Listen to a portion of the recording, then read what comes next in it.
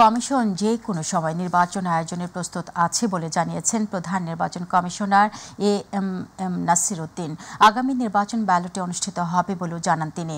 নির্বাচন আয়োজনে অন্তর্বর্তীকালীন সরকারের প্রধান উপদেষ্টার বক্তব্যের পরিপ্রেক্ষিতে সিইসি এই কথা বলেন। দুপুরে আগারগাঁওয়ের নির্বাচন ভবনে নিজ রুমে গণমাধ্যমের সঙ্গে আলাপকালে তিনি এই কথা বলেন। জাতীয় নির্বাচনের আগে স্থানীয় সরকার নির্বাচনের আয়োজন হবে না বলেও ইঙ্গিত দেন সিইসি। আতিকুর রহমান তিতাসের রিপোর্ট।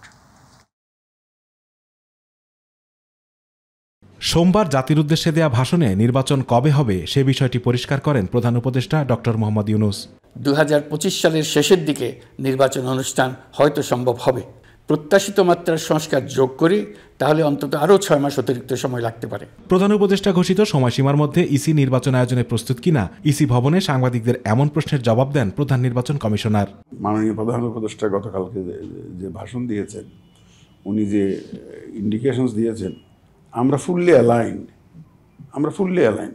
ওনার যে বক্তব্য অনুযায়ী আমাদের যদি যে ধরনের কাজ করতে হবে আমরা এর জন্য সম্পূর্ণ প্রস্তুত। যখনই উনি 4 বছরের শেষ দিয়ে করুন বা আগামী বছর প্রথম দিয়ে করুন, আমাদের তরফ থেকে আমরা সম্পূর্ণ প্রস্তুত ইনশাআল্লাহ। এ সময় রাজনৈতিক দলগুলোর সঙ্গে সংলাপের বিষয়টিও তুলে ধরেন সিইসি। কথা বলেন আওয়ামী লীগের নির্বাচনে অংশ নেয়া না নেয়া প্রসঙ্গে। যখনই আমরা প্রয়োজন বোধ করব, যে দলের সাথে আলোচনা করার প্রয়োজন বোধ করব, আমরা ইনশাআল্লাহ এই আলোচনা আমরা চালিয়ে যাব। আমরা আমাদের তরফ থেকে আমরা এই মুহূর্তে কোনো আওয়ামী লীগ আসবে কি আসবে না, আসতে দেওয়া হবে কি হবে না, এ নিয়ে আমি কোনো মন্তব্য করতে চাই না আমাদের এখান থেকে। আর একটা রাজনৈতিক ফয়সলা কি দাঁড়াইয়া দেখি, আপনারা এটা অপেক্ষা করুন, আমরাও অপেক্ষা করি, দেখা যাক না শেষ পর্যন্ত, সময় আসলে তো দেখতে পাবেন। তো ন্যায্যতার ভিত্তিতে সীমানা নির্ধারণ ও ভুয়া ভোটার বাতিলের বিষয়টি সম্পন্ন করার পাশাপাশি জনগণকে ভোটে উৎসাহিত করাই এখন ইসির জন্য চ্যালেঞ্জ বলেও মন্তব্য করেন সিইসি। আতিকুর রহমান তিতাস, মাই টিভি।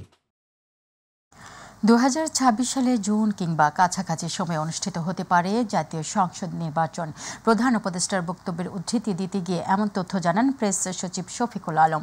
আর উপ প্রেস সচিব আবুল কালাম আজাদ মজুমদার জানান, জাতীয় ঐক্যমতের কমিশন গঠনের পর তাদের পরামর্শে নির্বাচনের রূপরেখা ঘোষণা করা হবে। আরও জানাচ্ছেন এস.এম. আরিফ। বিজয় দিবসে জাতির উদ্দেশ্যে দেওয়া ভাষণে আগামী সংসদ নির্বাচনের সম্ভাব্য সময় নিয়ে কথা বলেন প্রধান উপদেষ্টা ডক্টর মোহাম্মদ ইউনূস। 2025 সালের শেষের দিকে নির্বাচন অনুষ্ঠান হয়তো সম্ভব হবে, তবে কবে নাগাদ নির্বাচন হতে পারে সেটি স্পষ্ট করেননি প্রধান উপদেষ্টা। রাজধানীর ফরেন সার্ভিস একাডেমিতে এ বিষয়ে কথা বলেন উপপ্রেস সচিব আবুল কালাম আজাদ মজুমদার। জাতীয় ঐক্যমত্য যদি সংস্কারের বিষয়গুলোতে তৈরি হয়ে যায় তাহলে নির্বাচনের দিনক্ষণ আসলে নির্বাচন কমিশন তখন হয়তোবা জানিয়ে দিতে পারবে। এছাড়া নির্বাচনের জন্য যে প্রস্তুতির বিষয় আছে সেই প্রস্তুতির কাজ তো নির্বাচন কমিশন শুরু করে দিয়েছে এবং তারা সময় আপনাদেরকে সে বিষয়ে জানাচ্ছে। এক প্রশ্নের জবাবে প্রেস সচিব শফিকুল আলম জানান, 2026 সালের 30 জুনের মধ্যে হতে পারে জাতীয় নির্বাচন।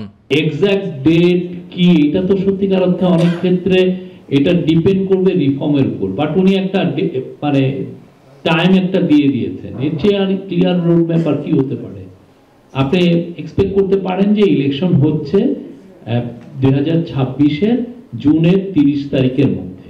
বিগত সরকারের আমলে শিক্ষা খাতে ব্যাপক দুর্নীতির কথা উল্লেখ করে প্রেস সচিব জানান, শিক্ষার মান বাড়াতে কাজ করছে অন্তর্বর্তী সরকার। আর যে ডিপার্টমেন্টগুলো কেন্দ্রিক বিশাল একটা শিক্ষা একটা ঘুষ টুস এগুলোর বাণিজ্য হয়, একটা প্রমোশন বা একজনকে এইখান থেকে ট্রান্সফার নিয়ে অন্য জায়গায়, তো সেই জায়গাটা আমরা আইডেন্টিফাই করেছি। এই জায়গাটা নিয়েও আমাদের কাজ হবে যাতে শিক্ষাক্ষেত্রে যত ধরনের দুর্নীতি আছে সেটা যেন আমরা শিক্ষাক্ষেত্রে দুর্নীতি মুক্ত করতে পারি। এস.এম. আরিফ, মাই টিভি, ঢাকা। বিএনপির ভারপ্রাপ্ত চেয়ারম্যান তারেক রহমান বলেছেন, কোনো ডামি নির্বাচন নয়, মানুষে যেখানে নির্ভয়ে ভোট দিতে পারবে তেমন নির্বাচনে বিশ্বাস করে বিএনপি। তাই জনগণের প্রতিনিধি হিসেবে দলীয় নেতাদের এলাকার মানুষকে সাথে নিয়ে কাজ করার আহ্বান জানিয়েছেন তিনি। বিকেলে রাষ্ট্র কাঠামো মেরামতের 31 দফা ও সম্পৃক্তি শীর্ষক কর্মশালায় অনলাইনে যুক্ত হয়ে তিনি এই কথা বলেন। তারেক রহমান বলেন, নিজের স্বার্থ হাসিলের জন্য কেউ যাতে দলের সুনাম নষ্ট করতে না পারে সেই জন্য সবাইকে সজাগ থাকতে হবে। ইউসুফ আলীর রিপোর্টে বিস্তারিত। ঢাকা, নারায়ণগঞ্জ ও গাজীপুরে রাষ্ট্র কাঠামো মেরামতের 31 দফা ও জনসম্পৃক্তি শীর্ষক কর্মশালার আয়োজন করে বিএনপি। কর্মশালায় অনলাইনে যুক্ত হয়ে বিএনপির ভারপ্রাপ্ত চেয়ারম্যান তারেক রহমান বলেন, দেশে এমন একটি নির্বাচনের আয়োজন করতে হবে যেখানে জনগণ তাদের পছন্দের প্রতিনিধিকে ভোট দিতে পারবে। আমরা কিন্তু সবসময় বলেছি আমরা আমিডামির নির্বাচনে বিশ্বাস করি না, আমরা নিশিরাতের নির্বাচনেও বিশ্বাসী না, আমরা ভোট ডাকাতের নির্বাচনেও বিশ্বাসী না। আমরা একটি স্বচ্ছ স্বাভাবিক নির্বাচনে বিশ্বাসী যেখানে মানুষ নির্ভয় নির্দ্বিধায় ভোট দিবে। সুখী সমৃদ্ধ বাংলাদেশ গড়তে জনগণের সমর্থন আদায়ে দলীয় নেতাকর্মীদের আন্তরিকতার সাথে কাজ করার নির্দেশ দেন তিনি। আপনি যে পর্যায়ের নেতা হন সেটি বিষয় নয়, মূল বিষয় হচ্ছে জনগণ আপনার উপর আস্থা রাখে, সেটি 5 জন হোক, 50 জন হোক, 500 হোক, 5000 হোক। এখন এই আস্থা তো ধরে রাখার দায়িত্ব জনগণের নয়, এই আস্থা ধরে রাখার দায়িত্ব আপনার, আমাদের সকলের। আপনি হচ্ছেন আপনার এলাকায় বিএনপির অ্যাম্বাসাডর, বিএনপির রাষ্ট্রদূত। আপনাকে দিয়ে মানুষ বিএনপিকে বিচার করবে। আপনি ভালো হলে বিএনপি ভালো, আপনি খারাপ হলে বিএনপি খারাপ। দলের নাম ভাঙিয়ে কেউ যাতে ফায়দা লুটতে না পারে সেদিকে দৃষ্টি রাখারও আহ্বান জানান তারেক রহমান। আমাদের ভেতরে যদি কেউ নিজের স্বার্থ হাসিলের জন্য জনগণের আস্থা বিশ্বাসকে নষ্ট করে, নিজের স্বার্থ সিদ্ধির জন্য, ব্যক্তিগত স্বার্থ সিদ্ধির জন্য, আমার অনুরোধ থাকবে আপনাদের সহকর্মী হিসেবে প্রত্যেকের প্রতি আমার নির্দেশনা থাকবে, শক্ত হাতে সেই লোকগুলোকে দমন করতে হবে আপনাদের। দল ও দেশের বিরুদ্ধে যারা ষড়যন্ত্র করবে তাদের দাঁত ভাঙা জবাব দেওয়ারও আহ্বান জানান বিএনপির ভারপ্রাপ্ত চেয়ারম্যান। বিএনপি এই মুহূর্তে ইনশাল্লাহ আল্লাহর রহমতে বাংলাদেশের অধিকাংশ মানুষের সমর্থন এনজয় করছে। কাজেই এটা অনেকের হিংসার কারণ হয়ে দাঁড়িয়েছে এবং অনেক ষড়যন্ত্র শুরু হয়েছে। জাতীয়তাবাদী দলের বিরুদ্ধে বিভিন্ন সময় ষড়যন্ত্র হয়েছে দেশের ভিতরে এবং দেশের বাইরে, আন্তর্জাতিকভাবে। কাজেই ষড়যন্ত্র কিন্তু থেমে থাকে নাই এবং এই দলের বিরুদ্ধে ষড়যন্ত্র যখন হবে ধরে নিতে হবে আপনাকে সেই ষড়যন্ত্র শুধু এই দলের বিরুদ্ধে না, সেই ষড়যন্ত্রের অংশের মধ্যে আছে আরেকটি ষড়যন্ত্র যেটি হচ্ছে এই বাংলাদেশের বিরুদ্ধে। কাজে আপনাদেরকে এই ব্যাপারে অ্যালার্ট থাকতে হবে। প্রিয় ইউসুফ আলী, মাইটিভি, ঢাকা। ষড়যন্ত্রের শেখ হাসিনা পালানোর পর কি ধরনের বাংলাদেশে পাওয়া যাবে তা মাথায় রেখে রাষ্ট্র সংস্কারের 31 দফা তৈরি করা হয়েছে বলে উল্লেখ করেছেন বিএনপি স্থায়ী কমিটির সদস্য আমির খসরু মাহমুদ চৌধুরী। আর জনমত তৈরি করতে রাষ্ট্র সংস্কারের 31 দফাকে ব্যাপকভাবে জনগণের মাঝে প্রচার করার আহ্বান জানিয়েছেন বিএনপির অপর স্থায়ী কমিটির সদস্য ডাক্তার AZM জাহিদ হোসেন। গণ অভ্যুত্থানে আহতদের আর্থিক সহায়তা প্রদান অনুষ্ঠানে তারা এসব কথা বলেন। ইউসুফ আলীর আরেকটি রিপোর্ট। জুলাই আগস্টে ছাত্র জনতার আন্দোলনে আহতদের আর্থিক সহায়তা দিতে বিএসএমইউতে আলোচনা সভার আয়োজন করে ডক্টরস অ্যাসোসিয়েশন অব বাংলাদেশ ডেব। সভায় বিএনপির স্থায়ী কমিটির সদস্য আমির খসরু মাহমুদ চৌধুরী বলেন, রাষ্ট্র মেরামতে যে কোনো সংস্কার জনগণের মতামতের ভিত্তিতে করতে হবে। শেখ হাসিনার 15 বছর নিপীড়ন, নির্যাতন, অত্যাচার, লুটপাট, প্রতিষ্ঠানগুলো ধ্বংস করার পরও বাংলাদেশ আজকে যেখানে দাঁড়িয়ে আছে সেটা হচ্ছে শহীদ প্রেসিডেন্ট জিয়া রহমান সাহেব যে ভিত্তিটি স্থাপন করেছিলেন। রিফর্ম করতে হবে রাজনীতিবিদদের, রিফর্ম হতে হবে সংসদে, রিফর্মের মালিকানা হচ্ছে জনগণের হাতে থাকতে হবে। আমরা কিছু লোক বসে এখানে কিছু রিফর্ম করে ফেলবো আর বাংলাদেশ 50 বছর এভাবে চলবে, এর থেকে ভুল ধারণার কিছু হতে পারে না। সুতরাং বাংলাদেশের রিফর্ম হবে আগামী দিনে সংসদে জনগণের ম্যান্ডেট নিয়ে। 31 দফাকে সর্বস্তরের জনগণের দাবিতে পরিণত করতে গ্রাম থেকে গ্রামান্তরে পৌঁছাতে হবে বলে মনে করেন বিএনপির স্থায়ী কমিটির অপর সদস্য ডাক্তার AZM জাহিদ হোসেন। 31 দফা সংস্কারের যে কর্মসূচি সেটিকে আমরা জনগণের মাঝে আরো ব্যাপকভাবে প্রচার করার জন্য আমাদের সুযোগ রয়েছে, জনমত গঠন করার জন্য আমাদের দায়িত্ব রয়েছে, সুযোগও রয়েছে। সেটি আপনারা সবাই পালন করবেন, তাহলেই দেখা যাবে 31 দফা রাষ্ট্র মেরামতের বা সংস্কারের যে কর্মসূচি তার পক্ষে জনমত আরো ব্যাপক হবে। পরে গণঅভ্যুত্থানে আহত বিএসএমইউতে চিকিৎসাধীনদের মাঝে আর্থিক সহায়তা প্রদান করা হয়। ইউসুফ আলী, মাইটিভি, ঢাকা। বহুল আলোচিত তত্ত্বাবধায়ক সরকার ব্যবস্থা বাতিল সহ সংবিধানের পঞ্চদশ সংশোধনীতে আনা কয়েকটি বিষয় অবৈধ ঘোষণা করেছেন হাইকোর্ট। সকালে বিচারপতি ফারাহ মাহবুব ও বিচারপতি দেবাশিস রায় চৌধুরীর বেঞ্চ এই রায় ঘোষণা করেন। একই সঙ্গে সংবিধানের 7-এর ক ও খ এবং 44-এর 2 অনুচ্ছেদ সংবিধানের সঙ্গে সাংঘর্ষিক হওয়ায় তা বাতিল ঘোষণা করা হয়। রায় শেষে এসব কথা জানান অ্যাটর্নি জেনারেল মোহাম্মদ আসাদুজ্জামান। পঞ্চদশ সংশোধনের মাধ্যমে সংবিধানের মূল কাঠামো ধ্বংস করা হয়েছিল বলে জানান রিটকারীর আইনজীবীরা। আরও জানাচ্ছেন রাকিব হাসান। 2011 সালে আওয়ামী লীগ নেতৃত্বাধীন সরকারের সময় সংবিধানের পঞ্চদশ সংশোধনীতে সন্নিবেশিত কয়েকটি বিধান অসাংবিধানিক বলে বাতিল করেছেন হাইকোর্ট, যার মধ্যে তত্ত্বাবধায়ক সরকার ব্যবস্থা বিলোপ করার বিধান অন্যতম। তবে বাকি বিধানগুলোর বিষয়ে সিদ্ধান্ত নেয়ার ভার আগামী সংসদের হাতে ছেড়ে দিয়েছেন আদালত। সংসদ আইন অনুসারে জনগণের মতামত নিয়ে বিধানগুলো সংশোধন, পরিমার্জন ও পরিবর্তন করতে পারবে। দুটি রিটে জারি করা রুল নিষ্পত্তি করে বিচারপতি ফারাহ মাহমুদ ও বিচারপতি দেবাশিস রায় চৌধুরীর হাইকোর্ট বেঞ্চ এ রায় দেন। কেয়ারটেকার গভর্নমেন্টের বাতিল যেটা, এই বাতিল করাটা অবৈধ হয়েছে। সংবিধানের একটা জায়গা ওনারা দিয়েছিলেন 44(2)তে সরকার ইচ্ছা করলে যে কোনো জায়গায় হাইকোর্ট বসায় দিতে পারবেন, এটা অবৈধ। রেফারেন্ডামে জনগণের যে পাওয়ার, সেই পাওয়ারটা যেভাবে সংকুচিত করেছিলেন, সেই সংকুচিত করাটাকে ওনারা অবৈধ ঘোষণা করেছেন। This also hits the basic structure of our constitution, এইটা মোটা দাগে বলেছেন। আর অন্য যে বিষয়গুলো আছে সেই বিষয়গুলো ওনারা কিন্তু ইন্ট্রাভাইরাস আল্ট্রাভাইরাস কোনোটাই বলেননি। ওনারা বলেছেন ওই বিষয়গুলো পরবর্তী পার্লামেন্ট দেখবে। বদিউল আলম মজুমদার সহ 5 আবেদনকারীর আইনজীবী ডক্টর শরীফ ভুইয়া রায়টিকে ঐতিহাসিক দাবি করে বলেন, এর মধ্য দিয়ে সংবিধানের প্রস্তাবনা ও কিছু অনুচ্ছেদ সংশোধনে গণভোটের বিধান ফিরে এসেছে। এটা ঐতিহাসিক এবং তত্ত্বাবধায়ক সরকার ব্যবস্থা ফিরে আসার ক্ষেত্রে সবচেয়ে বড় প্রতিবন্ধকতা আমি বলবো যে দূর হলো, যেটা ছিল পঞ্চদশ সংশোধনী।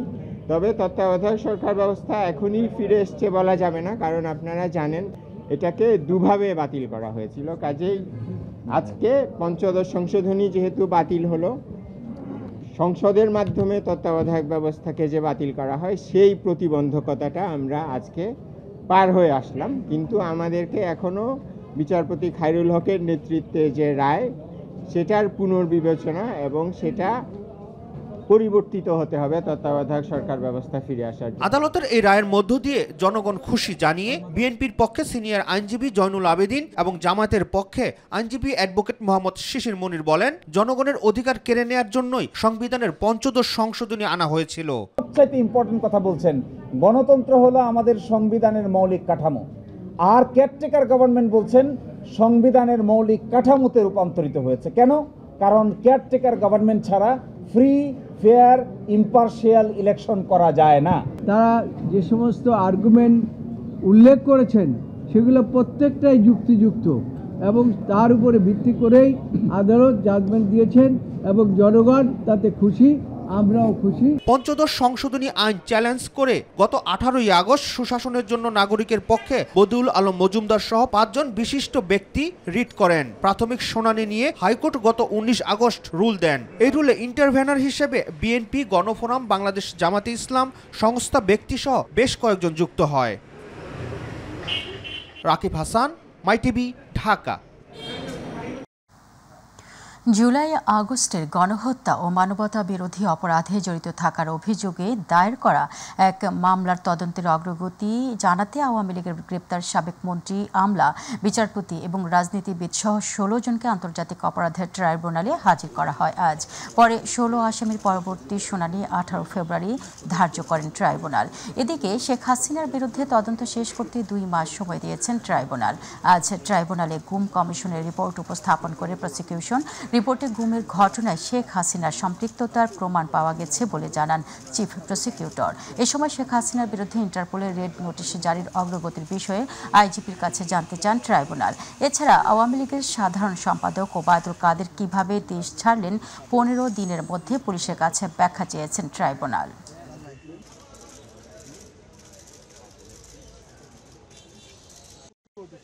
এই বিষয়গুলোর ব্যাপারে আরও ফার্দার তদন্ত করব এবং অকাট্য রূপে আমরা আদালতের কাছে প্রমাণ করব যে গুম সংক্রান্ত যে অপরাধ, মানবতা বিরোধী অপরাধ, তার সাথে আমাদের এই ট্রাইব্যুনালের মামলার যারা জড়িত আসামি আছেন তাদের সম্পৃক্ততাগুলো অকাট্য রূপে প্রমাণ করার জন্য আমরা আরও নিজস্ব ব্যবস্থা গ্রহণ করব। এদিকে স্বরাষ্ট্র উপদেষ্টা বলেছেন, ওবায়দুল কাদেরের দেশে থাকার বিষয়ে আন্তর্জাতিক অপরাধ ট্রাইব্যুনাল যেটি জানতে চাচ্ছে সেই বিষয়ে স্বরাষ্ট্র মন্ত্রণালয় অবগত নয়। ওবায়দুল কাদেরের দেশে থাকা নিয়ে কোনো তথ্য সরকারের কাছে ছিল না। এছাড়া শেখ হাসিনাকে ফিরিয়ে আনতে আবারও ইন্টারপোলকে অবহিত করা হয়েছে বলেও জানান তিনি।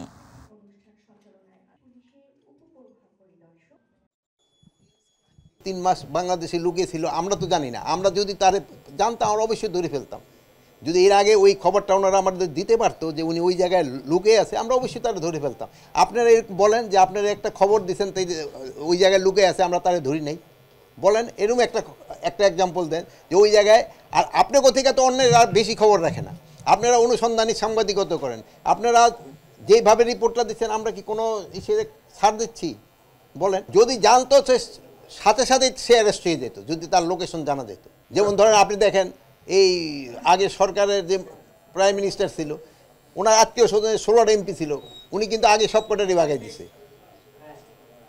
সবকটারই কিন্তু উনি আগে ভাগাই দিছে। মানে ওইরকম তো এই দিক ক্ষেত্রে হয়েছে, এরা আগেই চলে গেছে, এরা তো বুঝতে পারছে যে আমরা তো ধরা খেয়ে যাব।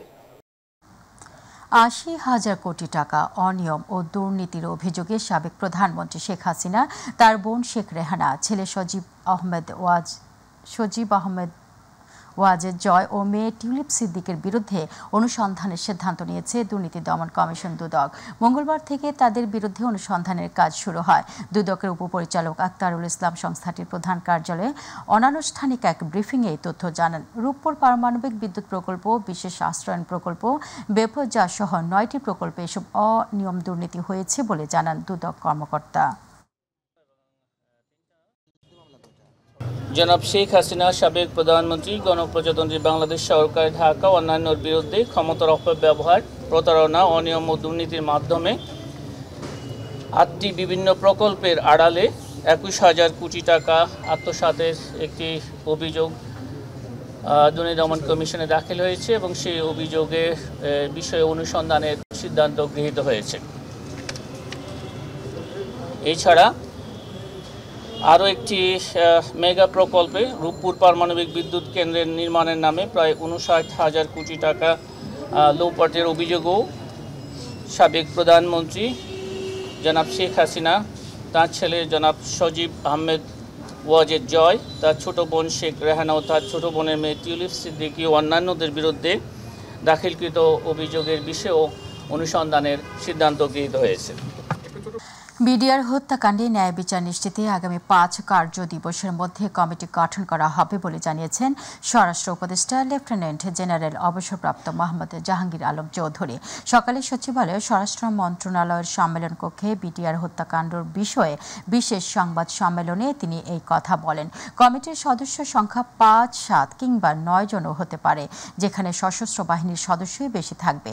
তিনি আরও বলেন, বিডিআর হত্যাকাণ্ডের পূর্ণ তদন্ত এবং ন্যায় বিচার নিশ্চিতে অন্তর্বর্তী সরকার বদ্ধপরিকর।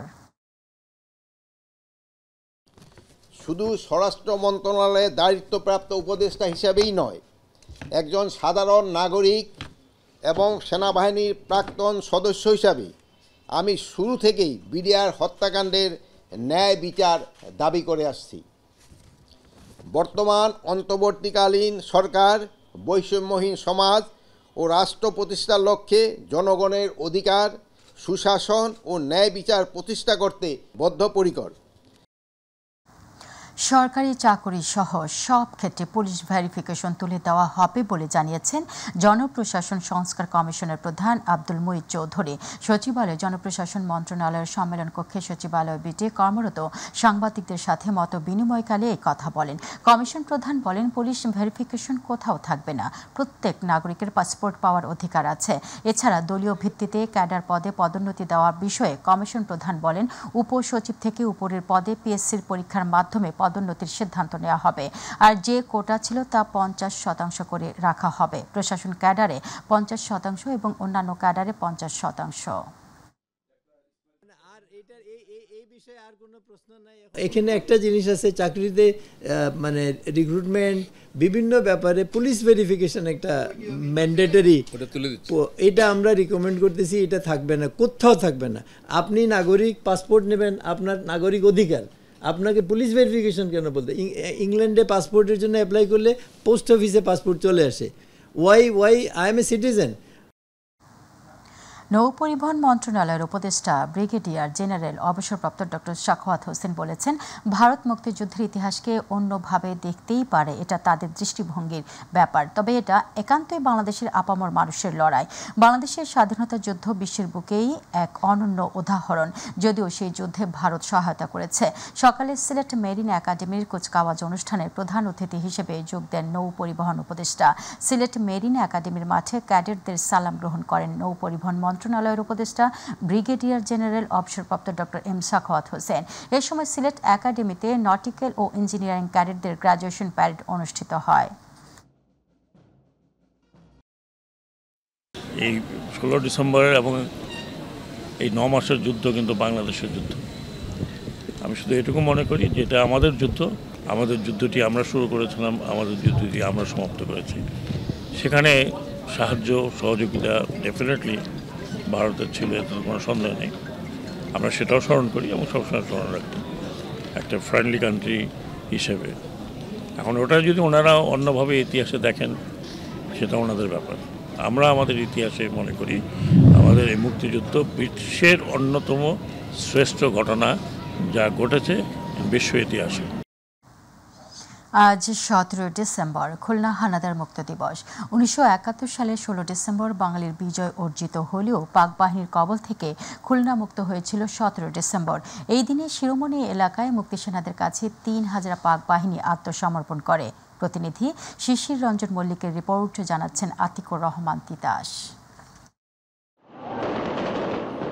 মুক্তিবাহিনীর তুমুল আক্রমণে যশোর ক্যান্টনমেন্ট ছেড়ে 9 ডিসেম্বর নওয়াপাড়া হয়ে খুলনার দিকে আসে পাক হানাদার বাহিনী। ট্যাঙ্ক, কামান, সাজোয়াবহর আর গোলাবারুদ সহ খুলনার শিরোমণি, ইস্টার্ন গেট ও ফুলবাড়ি গেট এলাকায় ঘাঁটি স্থাপন করে তারা। একে একে তারা গোটা এলাকা দখল করে নিয়ে নির্যাতন চালায় সাধারণ মানুষের ওপর। নির্বিচারে গুলি করে মারতে থাকে নিরীহ বাঙালিদের। প্রাণ বাঁচাতে এলাকার মানুষ ঘরবাড়ি ফেলে চলে যায় পার্শ্ববর্তী ভৈরব নদীর ওপার।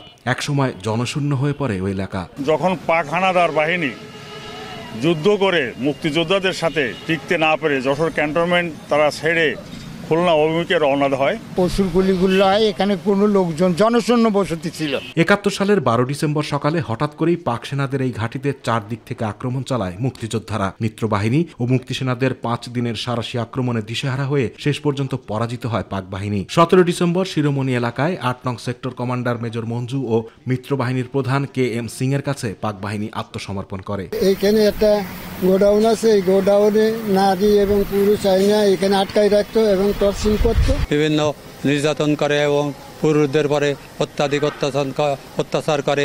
মোংলা বন্দর দিয়ে পালিয়ে যাওয়ার পরিকল্পনা করে যশোর ক্যান্টনমেন্টের হানাদার সদস্যরা। নওয়াপাড়া হয়ে তারা আশ্রয় নেয় খুলনা শিরোমণি সহ বিভিন্ন এলাকায়। তাই একদিন পর স্বাধীনতার স্বাদ পান খুলনাবাসী।